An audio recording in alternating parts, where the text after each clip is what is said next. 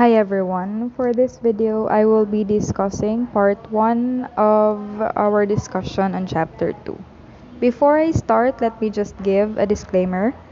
I do not own the PowerPoint presentation, so credits to the owner of the PowerPoint presentation and credits to the author of the book that we are using as a reference for Assessment of Learning 1, Mr. Leonardo A. Gabuyo. For chapter 2, it is entitled Assessing Learning Outcomes. Now, at the end of this chapter, the students should be able to, or you're expected to, number 1, define the following terms. So, these are goals, objectives, educational objectives, instructional objectives, specific and behavioral objectives, general and expressive objectives, learning outcome, learning activity, observable outcome, non-observable outcome, cognitive domain, affective domain, psychomotor domain, and educational taxonomy. Number 2, write specific and general objectives. Number 3, identify learning outcomes and learning activities. Number 4, determine observable outcome and non-observable learning outcomes. Number 5, identify the different levels of Bloom's taxonomy.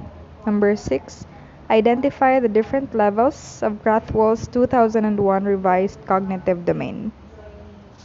Number 7, write specific cognitive outcomes. Number 8, write specific affective outcomes. Number 9, write specific psychomotor outcomes. And 10, write measurable and observable learning outcomes. So at the end of this chapter, you are expected to perform or do the following, okay? So as an introduction, instructional goals and objectives play a very important role in both instructional process and the assessment process. These serve as a guide both for teaching and learning process, communicate the purpose of instruction to other stakeholders, and to provide guidelines for assessing the performance of the students. So the above mentioned are basically the use and purpose of setting goals and objectives. A classroom teacher should classify the objectives of the lesson because these are very important for the selection of the teaching method and selection of the instructional materials. The instructional material should be appropriate for the lesson so that the teacher can motivate the students properly. Therefore, identifying the objectives will serve as basis so that the teachers will be able to identify the best suited teaching methods, strategies, and materials to be used. Now, the purposes of instructional goals and objectives will be given as follows. So, the first one, provides direction for the instructional process by clarifying the intended learning outcome. So, the goals, instructional goals and objectives, this will serve as your guide in order to attain the intended learning outcomes. Second one, conveys instructional intent to other stakeholders such as students, parents, school officials, and the public. So, knowing the instructional goals and objectives, it will give a picture as to what you would like to attain, not just in the classroom setting, but for the school as a whole. And lastly, it provides basis for assessing the performance of the students by describing the performance to be measured. Now, we have the definition for goals and objectives. So the terms goals and objectives are two different concepts, but they are related to each other. Goals can never be accomplished without objectives, and you cannot get the objectives that you want without the goals. So see and observe how they are interrelated to each other or how they are connected to each other. So here we have a table to compare and contrast the differences or the similarities between goals and objectives. So goals, these are broad in aspect. So whereas objectives, these are narrow in aspect. So goals, they provide general intention, whereas objectives, they are precise in nature. Goals are intangible, whereas objectives are tangible. Tangible meaning you can see it, you can hold it, it's concrete, whereas goals are abstract or less structured. Goals cannot be validated as is, whereas objectives can be validated. So goals is long term aims that you want to accomplish. It will take a long time in order for you to accomplish goals, but objectives are short term aims that you want to achieve. Goals are hard to quantify or put in timeline, whereas objectives must be given a timeline to accomplish to be more effective. So we have goal, general education program objectives, and instructional objectives. Um, we will be defining each term and examples will be provided. So goals. It is a broad statement of very general educational outcomes that do not include specific level of performance. For example, so learn problem solving skills. So that certain goal is very broad in nature. Develop high level thinking skills, right? So that's broad, that's general in nature. Appreciate the beauty of an art, be creative, and be competent in the basic skills in the area of grammar. So you see, these are very broad, these are very general objectives, and there are a lot of ways that this can be shown or this can be observed. Next up, we have general education program objectives. So, more narrowly defined statements of educational outcomes that apply to specific educational programs. Formulated on the annual basis, developed annually by program coordinators, principals, and other school administrators.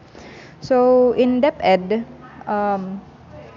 we have education program supervisors. So these are they are the ones who develop or create or formulate general education program objectives. They meet and they convene so that they will be able to list the set of objectives that they would want to attain for a certain school year. Next, we have instructional objectives. So, these are specific statements of the learner's behavior or outcomes that are expected to be exhibited by the students after completing a unit of instruction. So, as compared to goals, instructional objectives are more specific in nature. Example, at the end of the lesson, the students should be able to add fractions with 100% accuracy. So see how specific this certain objective is. So the students should be able to add. There is a certain behavior that needs to be shown or observed from the students.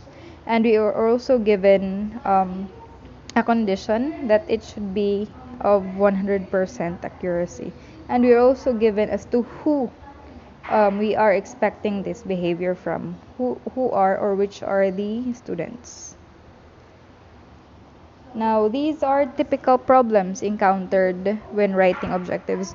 Actually, you won't be able to master writing objectives right away.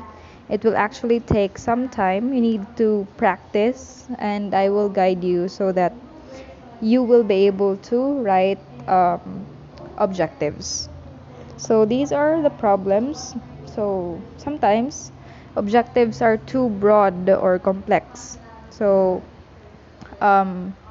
If we would describe that the objective is too broad in scope or is actually more than one objective. So in order to solve that certain problem, we need to simplify or break apart. So if you are targeting, or for example, in the objective that you have written, you have mentioned, or if you have included two objectives, we can actually simplify or break that into two different objectives.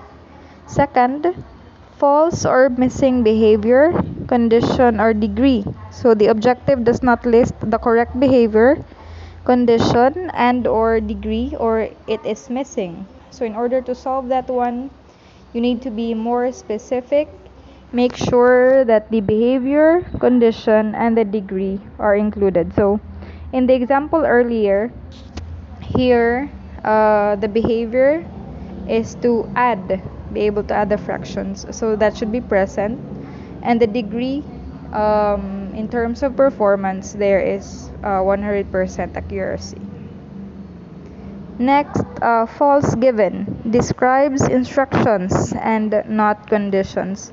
So for the objectives, it should not be instructions, it should be certain conditions that again the students need to perform, or that we need to ask the students to do, but not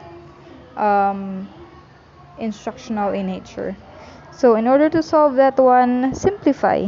Include only ABCDs, meaning include only the basic. Next, false performance. No true, overt, observable performance listed. So in order to solve that one, we need, or you need to describe what behavior you must observe. So again, here in the example, the behavior asked or expected from the students is to be able to add fractions. So these are the four main things that objectives should specify. First one is the audience. So it answers the question who. Who are the specific people the objectives are aimed at?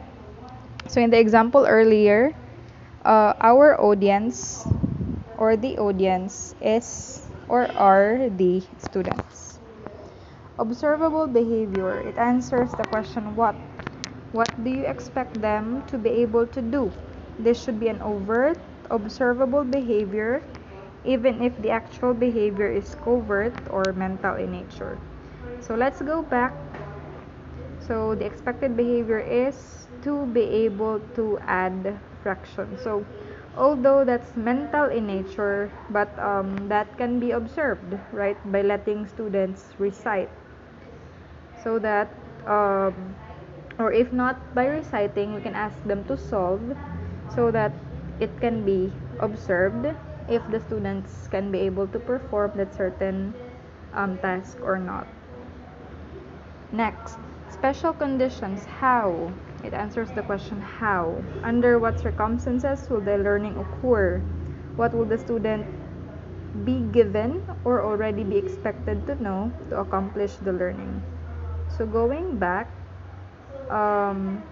here the special condition is at the end of the lesson. So you need to discuss first, or the students need to listen first to the discussion, so that after that they will be expected to do a certain task.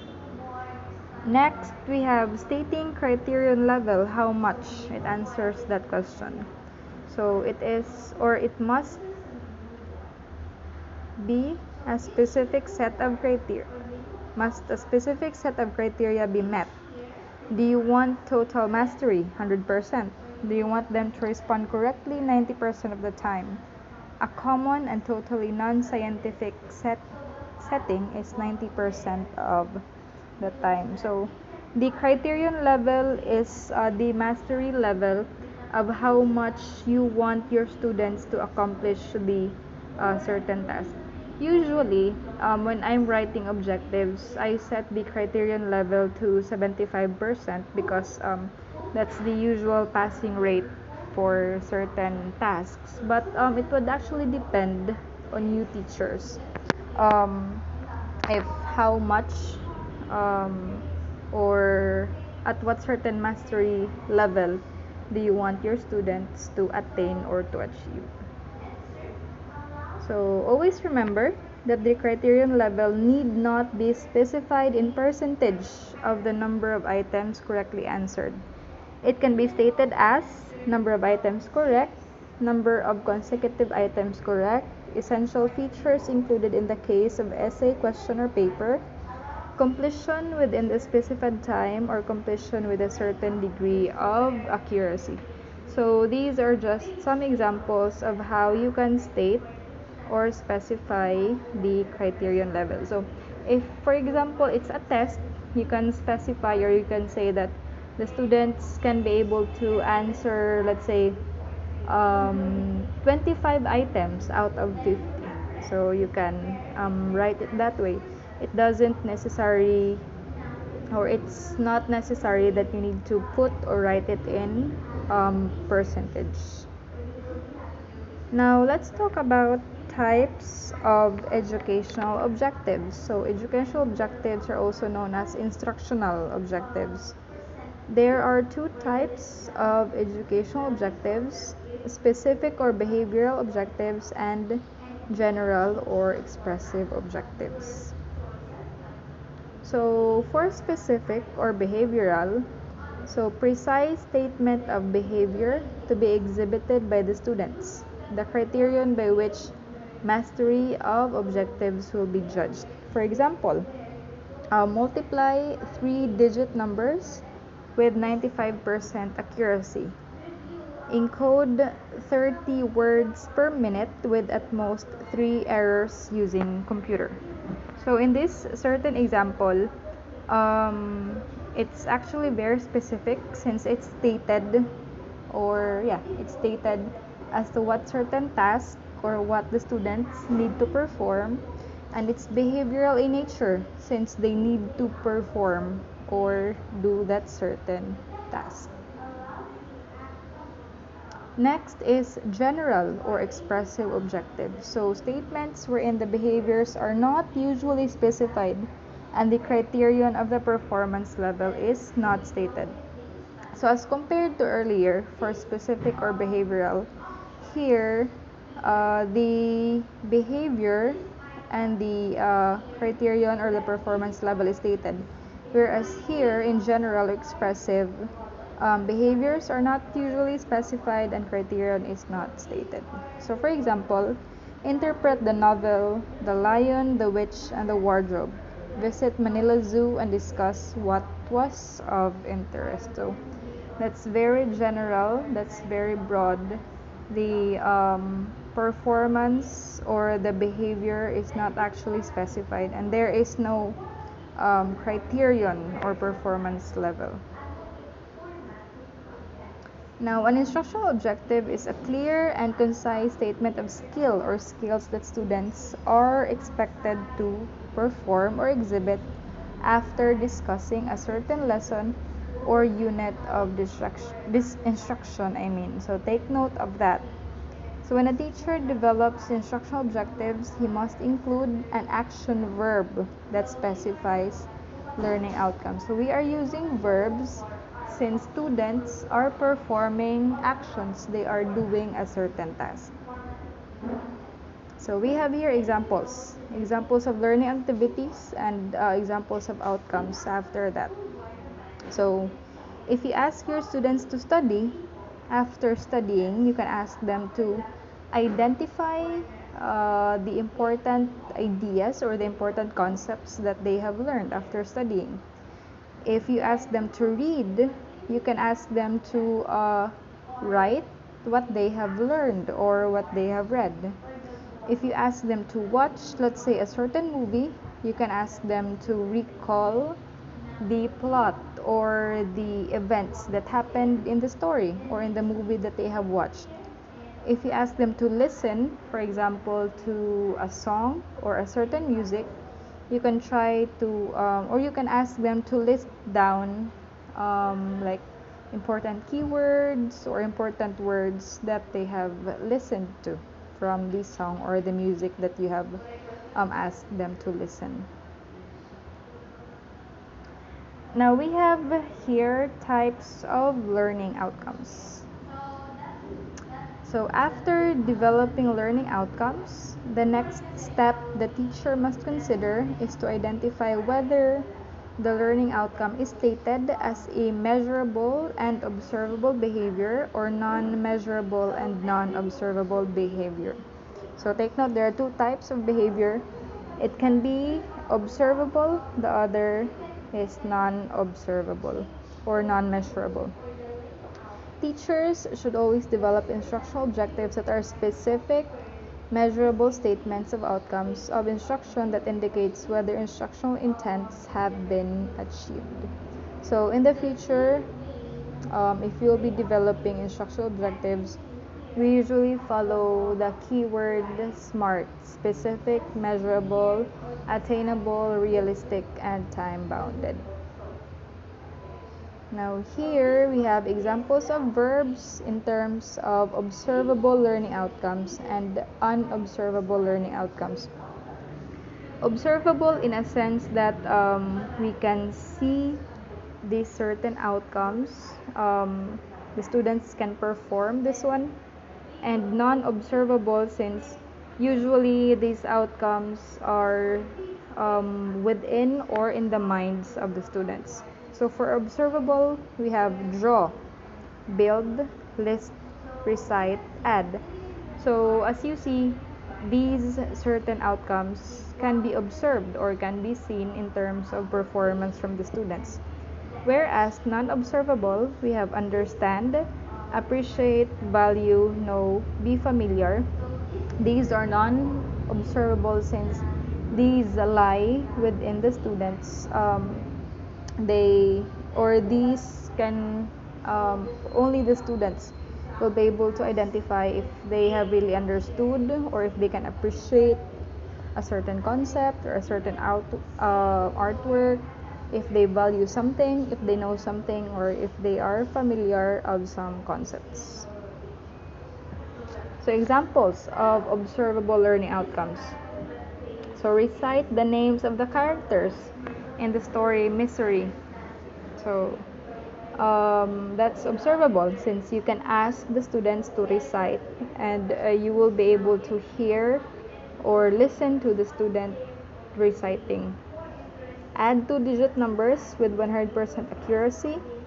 Circle the initial sounds of words. Change the battery of an engine and list the steps of a hypothesis testing in order. Here we have non-observable learning outcomes. So be familiar with the constitutional provisions relevant to agrarian reforms. Understand the process of evaporation. Enjoy speaking Spanish. Appreciate the beauty of an art. Know the concept of normal distribution. So again, these are non-observable since these outcomes lie within the student. So types of learning outcomes to consider. So the more specific outcomes should not be regarded as exclusive. These are merely suggestive as categories to be considered. So for knowledge, we have terminologies. Terminologies meaning terms, definitions, specific facts, concepts and principles, methods, and procedure. These are under the category knowledge. Under understanding, we have the following: concepts and principles, methods and procedures, written materials, graphs, maps, and data, and the problem situations. For application, we have the following: factual information, concepts and principles, methods and procedures, then problem solving skills. Next, we have thinking skills. So under thinking skills, we can have critical thinking and scientific thinking. General skills, we have the following: laboratory skills, performance skills, communication skills, computational skills, and social skills. Attitudes, we have social attitudes and scientific attitudes. For interests, we have personal interests, educational interests, and vocational interests. For appreciations, we have literature, art, and music, social and scientific achievements. Adjustments, we have social adjustments, we also have emotional adjustments. So that covers the first part of chapter 2. In my next video, I will be discussing taxonomy of educational objectives and further concepts with regards to this topic. For your attendance and for your participation in the comment section below, kindly type your name, your course, your year level, your block if you have a certain block, and also kindly, if you have questions, kindly type it in the comment section so that I will be able to entertain it, or I will be able to answer your questions. So that's all for now. Thank you so much, guys. You take care always. Bye bye.